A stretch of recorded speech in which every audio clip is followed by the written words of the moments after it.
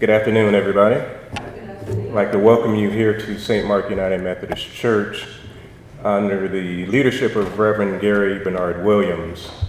And we are happy to have you here this afternoon to utilize our facility and as we continue to fight the injustices that are going on in the world. So we welcome you. Sit back and relax and let's go to work, folks. Thank you.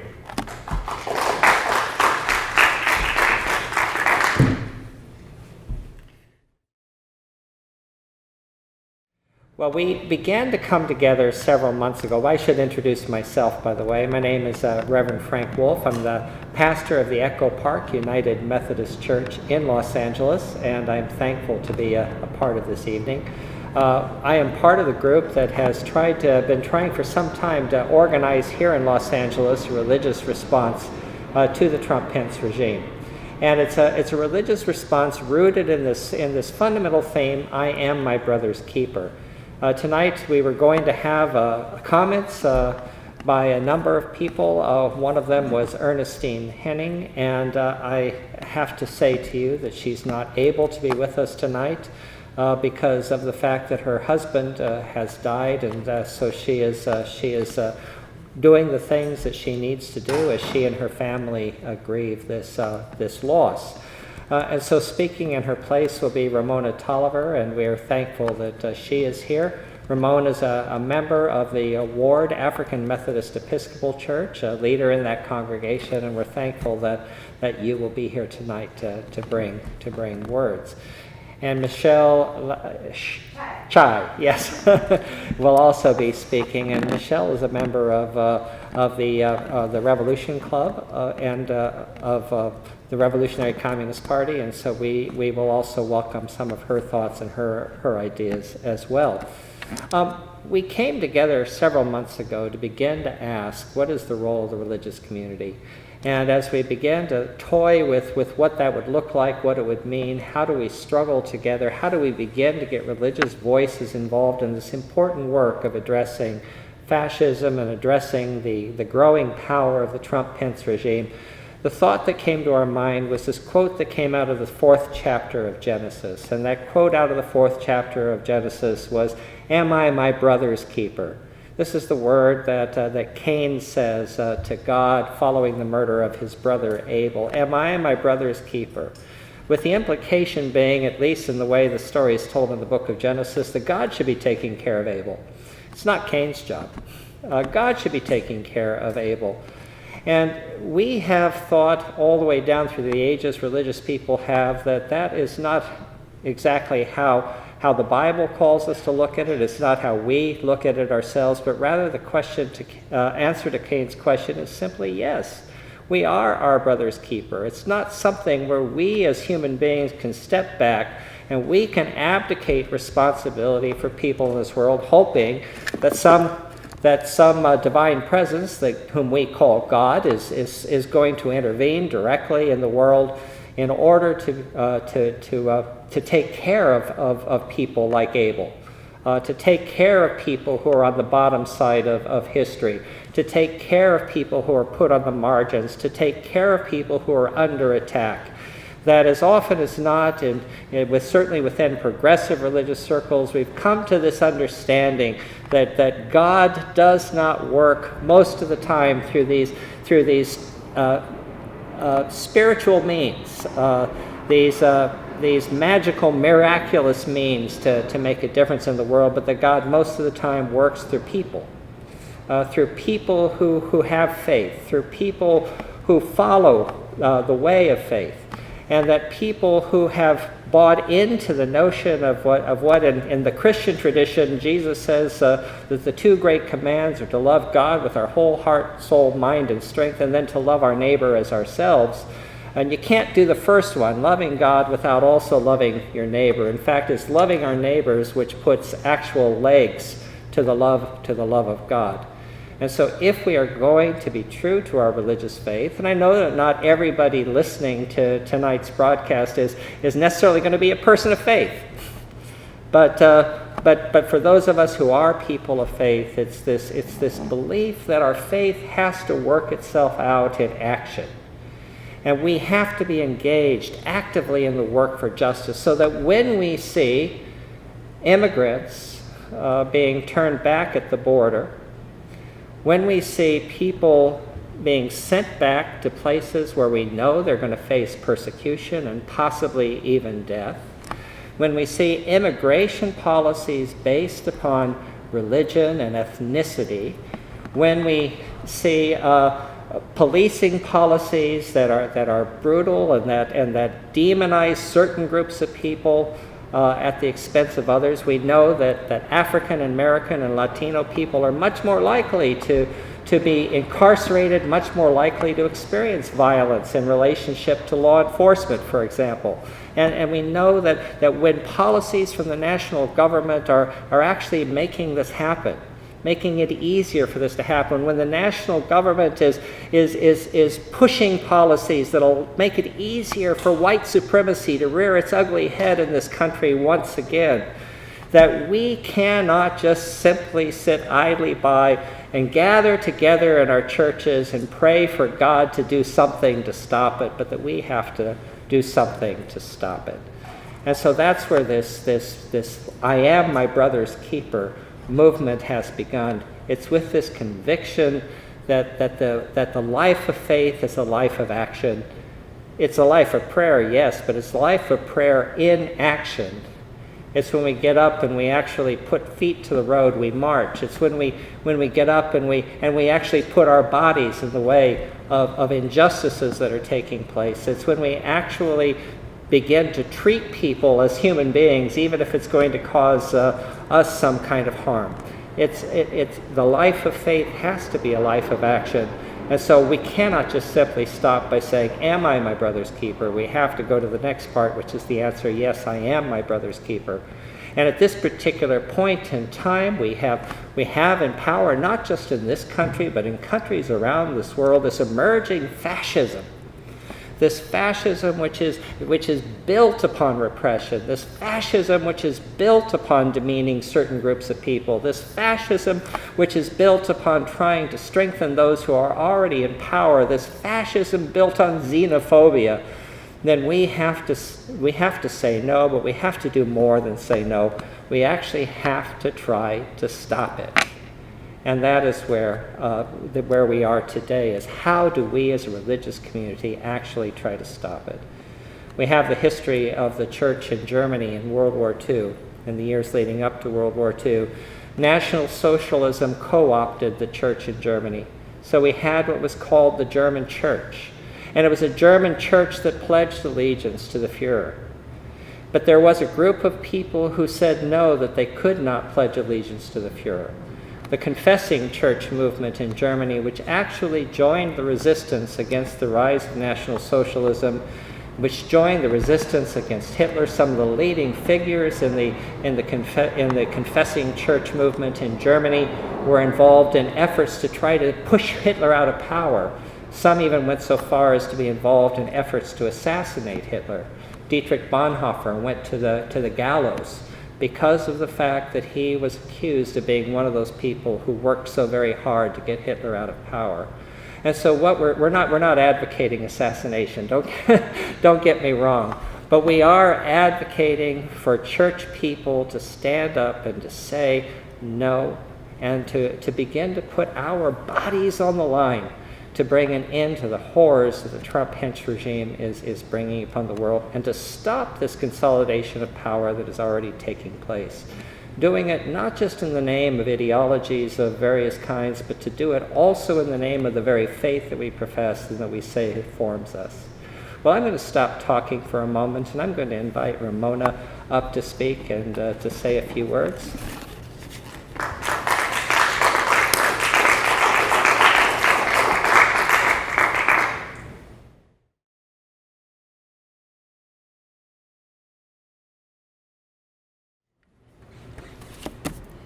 Good afternoon.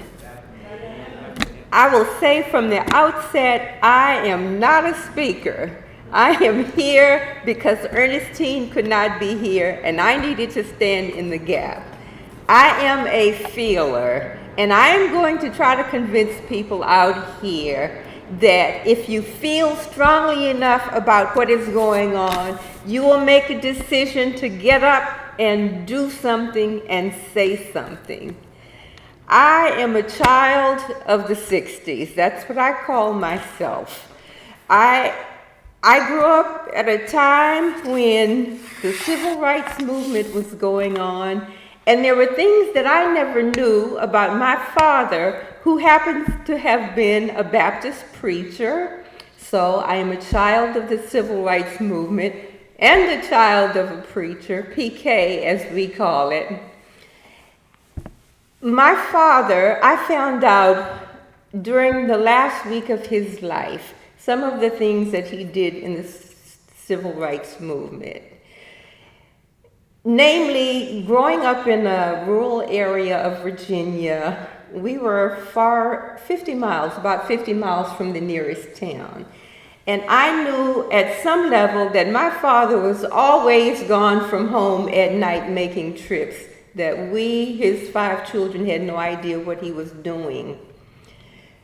I found out just before he passed that on at least one occasion, my father was followed by KKK from our home in King George, 50 miles south to Richmond, where he was going to meet with the national NAACP leaders.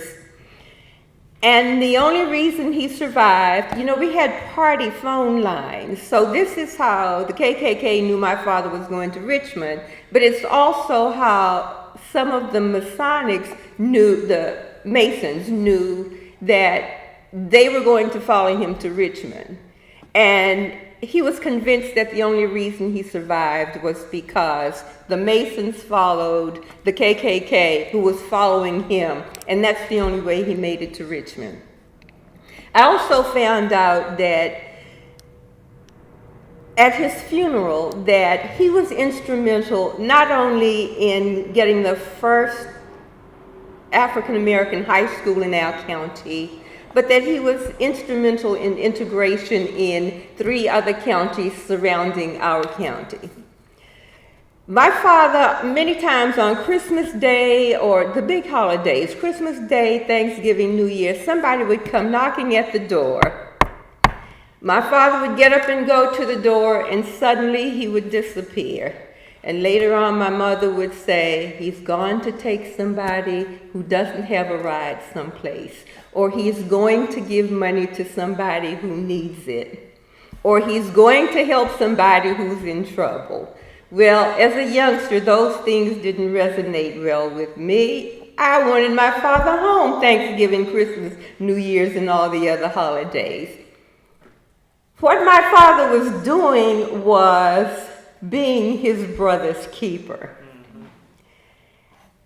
I didn't realize that at the time, and I spent a lot of my adult years not necessarily being my brother's keeper, although I wanted to be kind and considerate of other people.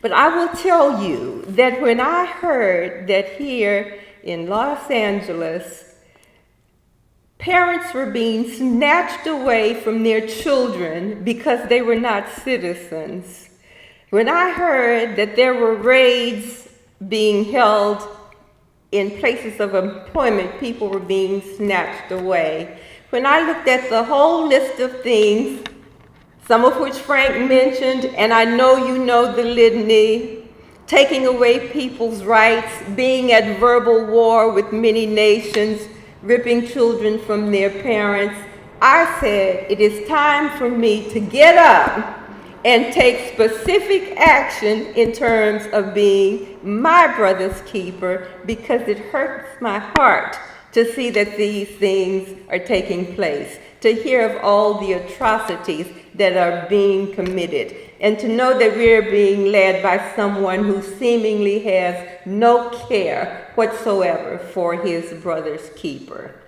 Now, a great deal of things going on in my childhood started in the church. There were always these meetings at church.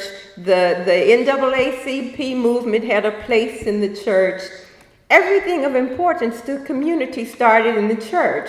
So I said to myself, why are we now in a place where it seems as if, as a church or churches, we're not doing enough against this situation.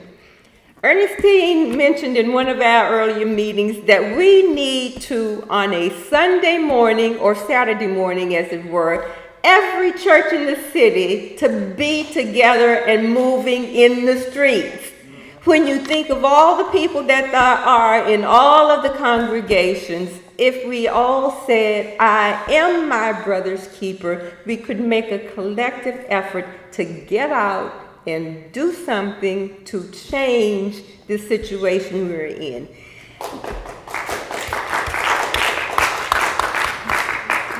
Like you, I've heard people say, well, what can one person do? What can I do? One person can join with another and another and another until we have millions of people of like mind with a cause. People are saying, you've probably heard them like I do, well, let's wait until November and we can vote somebody in or out. Does anybody in here feel like that is a solution to the problem? Or that we can wait until November hoping and praying that there will be an end to the problem then? Or do you stand with me in saying, I am my brother's keeper, and let's get together, the Muslims, the Buddhists, the AMEs, the Baptists, every congregation, let's get together and do something now to change this situation. Are you in agreement?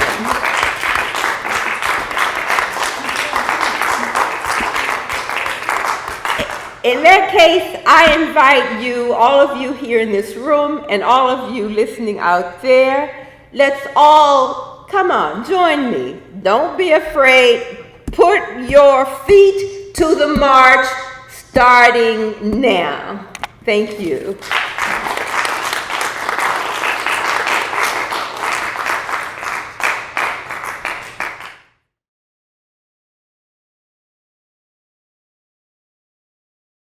I have 8 ways, which are up on refusefascism.org, that people should be, people that are watching this on the live stream should be sharing on social media. Should be, if these are really basic ways that people can act right now with a really basic understanding. And as you are getting more deeper into, maybe some people are not ready to go out into the streets and talk to people. Okay, maybe some people that are that are just doing social media work, right? So one of the ways is read and endorse the call to action, which is up on Refuse Fascism, pledging to act together with others to drive out the Trump-Pence regime in the name of humanity. So this call to action is what we are working on right now to build a social movement around, right? Everybody, people, in the faith community, people everywhere should be reading this call, signing their name onto it, and spreading this amongst everyone, right? After a service, people can just say, okay, everybody stay in your seats for 5 minutes, let's read this call to action, and then let's get out there and, and get this out. That's one way. The second one is share the call to action, which I just said that, with family members, friends, coworkers, classmates, members of your faith community, or others who might be interested. And these are also different ways, people going up to, which Refuse Fascism LA is making a plan around that, to go to laundromats and cafes and leaving them in public places and other places where people can find them. And third part is donate. So everybody who's watching on the live stream, go to donate.refusefascism.org and make a donation. Everybody here should also make a donation at donate.refusefascism.org. And part of that is, imagine walking down the street and seeing these no posters up everywhere, right? And seeing people with these t-shirts on, with these stickers up everywhere, having billboards, these kinds of ways that everybody, right, can start seeing it and start, right, questioning. Like there was one more story. There was someone who recently said, well, I joined Refuse Fascism because I was walking to the train station and I ran into one of these no posters. And so I looked it up online. these posters with this message really captures, and goes up against all these terrible things that are happening, and actually not just gives people hope about there's something we could do about it, but there is something we could do about it, right? So the fourth one is dig deeply into what this regime really means to humanity and what can be done. Check in frequently at refusefascism.org. And here's something really important that people should everywhere. Right after watching this live stream, go to Refuse Fascism and revcom.us and watch and share Bob Avakian's video, The Trump-Pence Regime Must Go. In the name of humanity, we refuse to accept a fascist America. A better world is possible. And this is an hour-long talk from this. Bob Avakian is an architect of a new communism. And people can go to revcom.us and learn more about who Avakian is and watch this talk, right? This talk is a real scientific analysis of what we are being confronted by and how we got to this point and what we need to do, how we got to go and unite with everyone, right? And he's coming at it from what I've been speaking here, right? A revolutionary communist, but is really uniting with people and is breaking down how to understand what we're being confronted by and what to do about it.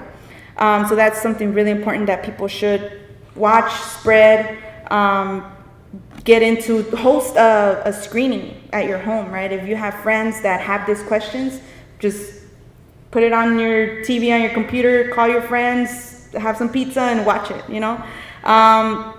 The other thing is, connect, sign up for text alerts by texting No Trump to 21000. Sign up for email alerts at refusefascism.org. Number 6, host a house party and invite Refuse Fascism organizers to come and share this mission with your friends and family, or invite an organizer to speak to your club, faith community, community organizers, and other groups. Number 7 is wear the stickers. So we have, and this is really popular amongst like high school students and middle school students, is they like to take these big stacks of stickers and give them out to all their friends, right? So we have stickers. You can go on refusefascism.org and order some. Wearing the stickers, spreading the word everywhere you go by wearing the stickers out in public and sharing it along with the call to action with everyone who compliments you on the stickers. Number 8 is come to organizing meetings and volunteer to join with us when we take this message out throughout the city. Refuse Fascism LA has meetings every Wednesday at Trinity Episcopal Church. And we can talk more about that. People can come and talk to me. And so those are 8 ways, right, that people can get involved. So that's what I have to say. And I mean, again, it's really important that we have more things like this, right? That people should, if people here that are watching on live stream are coming at it and really resonate with what Ramona or Frank have been saying, then let's work together on this faith task force and let's do more of these events and let's call on other people and let's make real this thing about after your services on Sundays, let's go out into the streets, right? This will have a really big impact. So thank you.